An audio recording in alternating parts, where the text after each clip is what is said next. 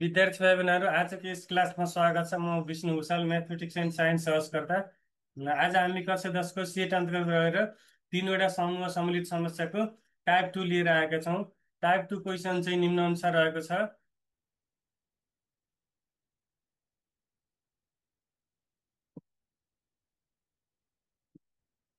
यो प्रश्नमा के भनेको छ भने कुनै परीक्षामा सहभागी विद्यार्थी मध्ये 40% चाहिँ साइन्समा, 45% चाहिँ म्याथमेटिक्समा र 50% चाहिँ नेपालीमा उत्तीर्ण भए। त्यस्तै 10% चाहिँ साइन्स र म्याथमेटिक्समा, 20% चाहिँ म्याथमेटिक्स र नेपालीमा र 15% चाहिँ साइन्स र नेपालीमा उत्तीर्ण भए र 5% चाहिँ कुनै पनि सब्जेक्टमा पास भएनन् भने यो इन्फर्मेसन अनुसार चाहिँ निम्नलिखित प्रश्नहरूको उत्तर दिनुहोस् भनेको छ। फर्स्टमा तीनवटै सब्जेक्टमा पास हुने विद्यार्थीको पर्सेन्टेज निकाल्न भनेको छ। सेकेन्डमा एउटा मात्र सब्जेक्टमा पास हुने विद्यार्थीको पर्सेन्टेज निकाल्न भनेको छ। थर्डमा दुईवटा मात्र सब्जेक्टमा पास हुने विद्यार्थीको पर्सेन्टेज निकाल्न भनेको छ। अनि आइबीमा चाहिँ कम्तीमा एउटा सब्जेक्टमा उत्तीर्ण हुने विद्यार्थीको प्रतिशत निकाल्न भनेको छ। अनि भीमा चाहिँ माथिको इन्फर्मेसनलाई चाहिँ भेन डायग्राममा प्रस्तुत गर्नुहोस् भनेको छ। सर्वप्रथम हामीले यस, याम र यानले चाहिँ साइन्समा, म्याथमा अनि नेपालीमा पास हुने विद्यार्थीको सेट जनाउँछ भनेर मानौँ। कार्डिनल नम्बर यु भने कति भयो त 100% भयो। जहिले पनि पर्सेन्टेज, टोटल पर्सेन्टेज 100 हुन्छ, सो कार्डिनल नम्बर यु भनेको 100% भयो। अनि साइन्समा उत्तीर्ण हुने विद्यार्थीको प्रतिशत कति भनेको छ 40 भनेको छ, सो कार्डिनल नम्बर यस भनेको 40% भयो। र म्याथमेटिक्समा उत्तीर्ण हुने विद्यार्थीको प्रतिशत 45 भनेको छ, सो कार्डिनल नम्बर याम भनेको 45% भयो।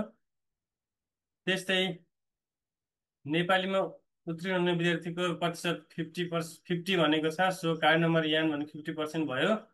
अनि साइन्स र म्याथमेटिक्समा पास हुने विद्यार्थीको प्रतिशत 10% भनेको छ, so card number S intersection M भनेको 10% भयो।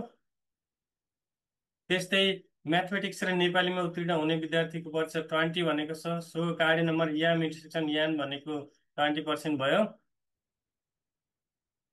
र साइन्स र नेपालीमा साइन्स र नेपालीमा उत्तीर्ण हुने विद्यार्थीको प्रतिशत 15 भनेको छ, so card number S intersection यान भनेको 15% भयो। र कुनै पनि सब्जेक्टमा पास नहुने विद्यार्थीको प्रतिशत 5% भनेको छ, सो cardinal number S union M union यानको कम्प्लिमेन्ट भनेको 5% भयो है। अब हामीले फर्मुला युज गरौँ। कार्डिनल नम्बर यु भनेको के हो त? Cardinal number S plus cardinal number M plus cardinal number N minus cardinal number S intersection M minus cardinal number M intersection N minus cardinal number S intersection N plus cardinal number S intersection M intersection N plus cardinal number S union M union Enco complement भयो। Total percentage 100% छ। अब यो माथिको भ्यालुलाई चाहिँ राखौँ है। हामीले यो कार्य number S intersection M intersection यहाँ निकाल्दैछौँ। यो टोटल हामीले एडिसन सब्ट्र्याक्सन गऱ्यौँ भने कति आउँछ त 95% आउँछ, प्लस यो कार्य number S intersection M intersection यहाँ भयो है। अब यो के भयो त? यो यता जाँदाखेरि माइनस भयो। 100% माइनस 95% बराबर 5% भयो है। तिनवटै सब्जेक्टमा पास हुने विद्यार्थी कति रहेछन् त? 5% रहेछन्। अब हामीले यो इन्फर्मेसनलाई चाहिँ भेन डायग्राममा प्रस्तुत गरौँ है। तिनवटै सब्जेक्टमा पास हुने विद्यार्थीको पर्सेन्टेज कति आयो त? 5% आयो।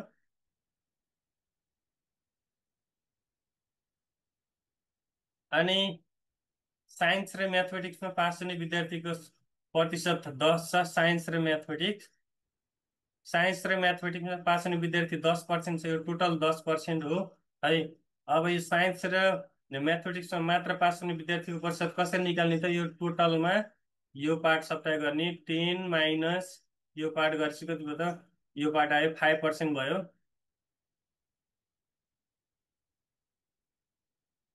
त्यस्तै म्याथमेटिक्स र नेपालीमा पास हुने विद्यार्थीको प्रतिशत 20% छ।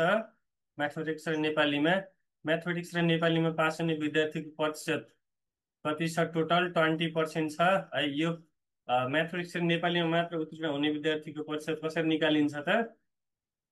यो टोटलमा चाहिँ यो सब्ट्र्याक्ट गरेर है। टोटल 20 हो 20% हो, 20% माइनस 5% भने कति भयो त 15% भयो। त्यस्तै साइन्स र नेपालीमा उत्तीर्ण विद्यार्थीको प्रतिशत 15% दिएको छ है। साइन्स र नेपालीमा मात्र पास हुने विद्यार्थीको प्रतिशत कसरी निकालिन्छ त यो टोटलमा यो पार्ट सब्ट्र्याक्ट गरेर, सो 15 - 5 भने कति भयो त 10% भयो है। त्यस्तै साइन्समा पास हुने विद्यार्थीको प्रतिशत 40% भनेको छ। साइन्समा पास हुने विद्यार्थी 40% भनेको छ। यो टोटल टोटल 40% हो है। साइन्समा मात्र पास हुने विद्यार्थीको प्रतिशत कसरी निकालिन्छ त यो टोटलमा यो पार्ट सब्ट्र्याक्ट गरेर 40 माइनस यो पार्ट गर्दाखेरि कति आयो त साइन्समा मात्र पास हुने विद्यार्थीको प्रतिशत आयो 20%। त्यसै गरी हामीले म्याथमेटिक्समा पास हुने विद्यार्थीको प्रतिशत पनि निकाल्न सक्छौँ है। यो टोटलमा यो पार्ट सब्ट्र्याक्ट गर्ने, सब्ट्र्याक्ट गर्दा कति आउँछ त 20% आउँछ। त्यस्तै नेपालीमा मात्र उत्तीर्ण हुने विद्यार्थीको प्रतिशत भनेको यो पार्ट कसरी निकालिन्छ त टोटलमा यो पार्ट सब्ट्र्याक्ट गर्दाखेरि आउँछ, अर्थात् कति पर्सेन्ट आउँछ त 20% आउँछ है। अब तीनवटै सब्जेक्टमा अनुत्तीर्ण विद्यार्थीको प्रतिशत कति भन्छ 5% भनेको छ, सो यहाँ 5% भयो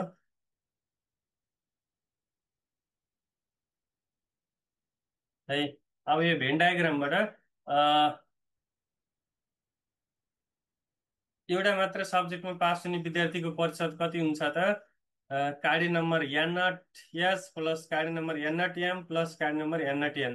Cardy number N not S भनेको 20% छ, cardinal number N not M भनेको अ,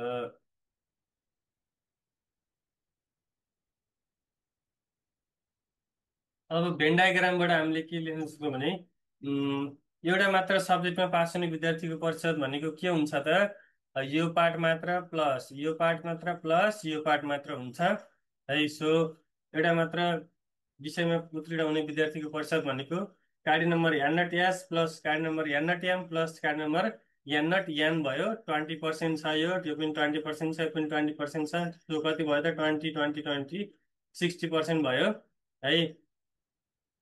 दुईवटा मात्र सब्जेक्टमा पास हुने विद्यार्थीको प्रतिशत निकाल्न भनेको छ है। दुईवटा मात्र यो पार्ट गरेर चाहिँ के हुन्छ त दुईवटा मात्र सब्जेक्टमा उत्तीर्ण हुने विद्यार्थीको प्रतिशत। सो दुईवटा मात्र सब्जेक्टमा पास हुने विद्यार्थीको प्रतिशत भनेको के भयो त card number N not S intersection M plus card number N not M intersection N plus card number N not S intersection N है। यसको भ्यालु 5 छ, यो 15 छ र 10 छ, कति भयो त 30% भयो है। कम्तीमा एउटा विषयमा पास हुने विद्यार्थीको प्रतिशत निकाल्न भनेको छ है। भनेको के हुन्छ त cardinal number S union M union N हुन्छ है।